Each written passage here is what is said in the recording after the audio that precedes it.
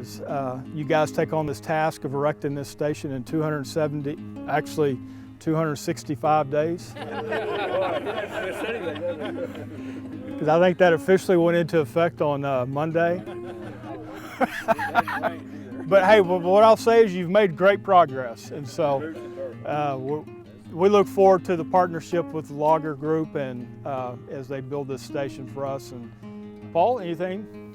You know, I would just say, and I'm sure council would agree, these decisions are not really hard for us because of staff and the folks you have, and you know, we're happy to do it. Our duty is just to explain to the public sometimes why we do what we do, but with the staff, Charmel, all of y'all, I have full trust in you guys. So it's not a difficult decision, you know, and this is the third station while I've been involved. Yeah. A fellow employee. I call myself an employee of the city too. I don't know if y'all know that. Well, we thank you for your support, and Dr. Young and Emmett as well, Mr. Alvarez, we appreciate y'all's support. It's more than evident, and it's great to have the support of our council, and especially as we take on large projects like this, and as we grow into the community, and you know, a recognition that the community is growing, and so we appreciate that.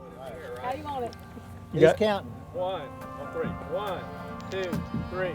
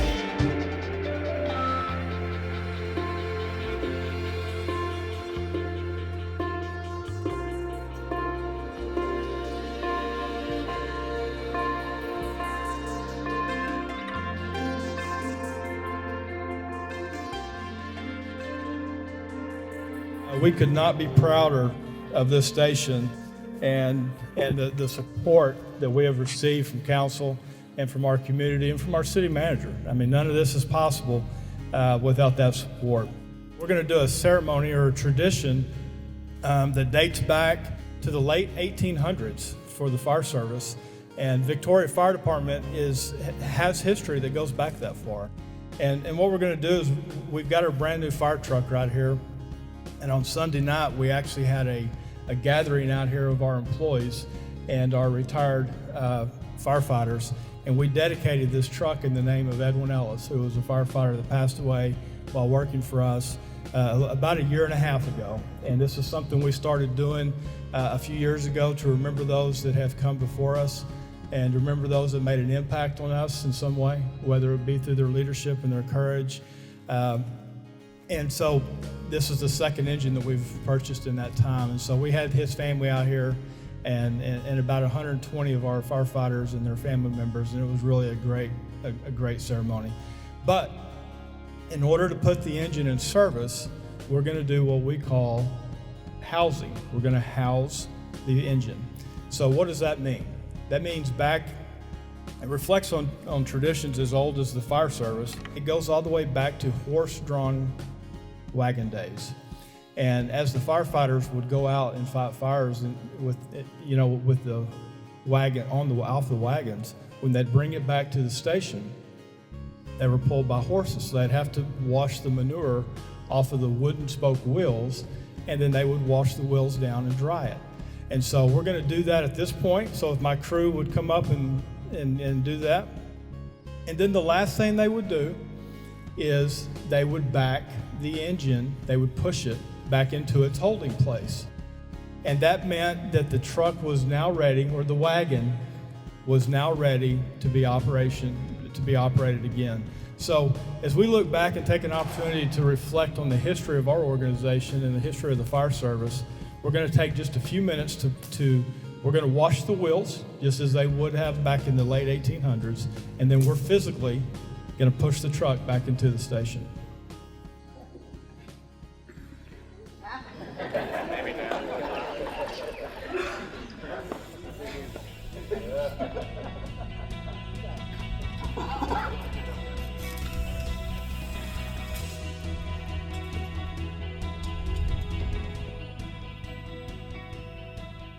Now I'm going to ask for some of our firefighters back here in the back if they would step forward, and we're going to. If you didn't notice, this truck is sitting on a pretty good incline here. So we've had to let the water out of the truck, and we've had to kind of get a running start, but we have practiced this and pulled it off.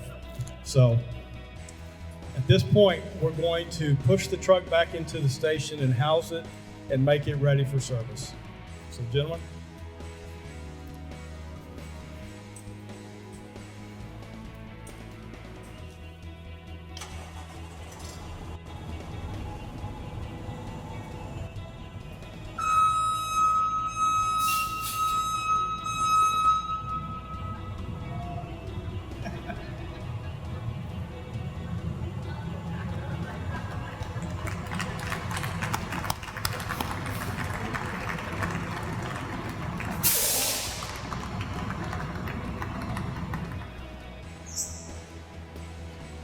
That engine is officially ready for service. It will be put in service right after this ceremony. Today's kind of a celebration of structure in a way, but it's really, as I drove over here, I thought about much more than that. To me, it's about the people and the trust. And it's interesting to me that it's been very easy for me in my position, because to trust these two sitting up here and all you guys in the back and all the council, this decision is not hard. And it's a great feeling to know that I can trust my fellow council members and staff that when they come to us and they say, we're going to need a new station, we need to acquire property and go through that multi-year process. So that's what it's about. All you guys in the back, it's about y'all. I can't say enough good about you guys, and I know you care about what you do, and it's very comforting when I talk to the public and I tell them that. I said, I don't think you could have a better group running a department. So thank you. We have a mission, and I know the employees are used to me talking about our mission. But I always repeat it when we have employees and gatherings because it's very important, because the mission is what we do.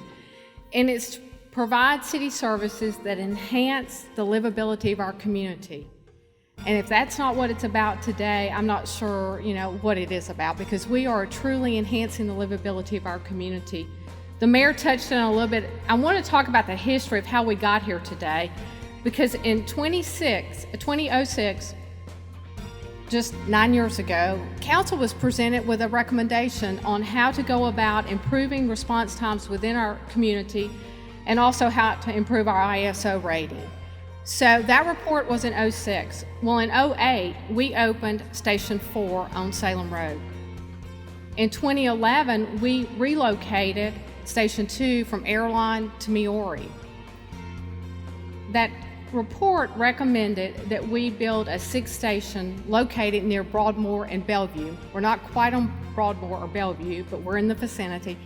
So Jackie and Joyce Smith sold us the land in 2009 because we knew what the future was going to hold. We knew we had the growth in this area. And as you came out today, you saw all these rooftops. If you haven't been out here, I'm sure you're absolutely amazed at what's going on. So today we're here to open that Fire Station 6. We're able to stand here today because we had a plan, we had a commitment, we had a willing landowner to sell us the land, but we also had a city council who had the wisdom and the courage to fund this station. They also funded that road extension out there with Ball Airport, because without Ball Airport, we could not respond from this station. So council, thank you very much for that courage and that wisdom, and Mayor, thank you for your leadership. So it's a great day for the citizens of Victoria. It's a great day for the fire department. And again, we're enhancing livability for our community. And thank you for being here, sharing that day with us.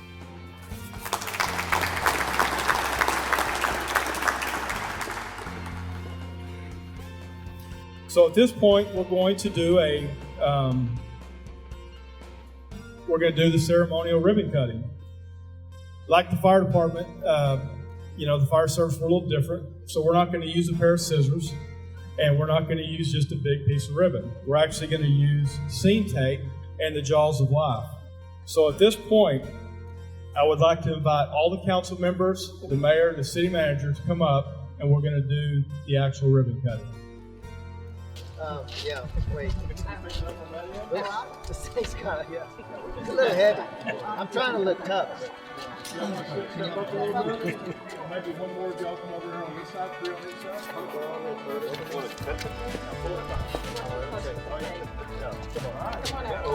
I don't want to get close to that thing. Wait, to the left. Throw me on the door, Dave. That's open. A heartbeat. All right.